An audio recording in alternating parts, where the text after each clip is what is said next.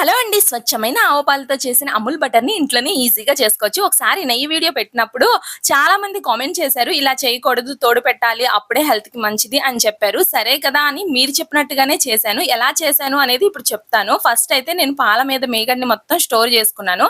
అది ఫ్రిడ్జ్‌లోంచి బయటికి తీసాక కొంచెం కరిగిపోద్ది కదా! అందులో 1 స్పూన్ అయితే పెరుగు వేశాను 4:30కి ఈవినింగ్. 9:30కి అయితే తోడుకుపోయింది 60% నైట్.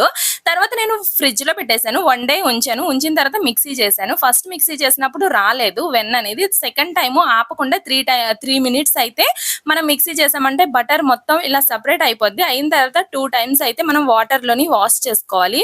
అయితే కూలింగ్‌గా ఉండాలి వాటర్ మాత్రం. ఒకవేళ కూలింగ్ లేకపోతే ఐస్ క్యూబ్స్ వేసుకోండి. ఇలా వాష్ చేసి బటర్ బాక్స్ ఉండిద్ది గదా! అందుట్లో అయితే నేను వేసేసుకున్నాను. ఇదొచ్చేమో బటరు బయటది.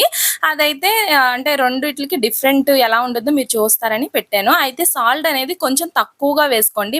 బయట కొన్న బటర్‌లోని కొంచెం సాల్ట్ ఉండుద్ది గదా! అందుకే నేను సాల్ట్ వేసుకున్నాను. నాలా మీరు ఎక్కువ వేసేయొద్దు. కొంచెమే ఏసుకోండి. తర్వాత ఇలా ఫ్రిడ్జ్‌లో పెడితే ఇలాగా గడ్డకట్టింది.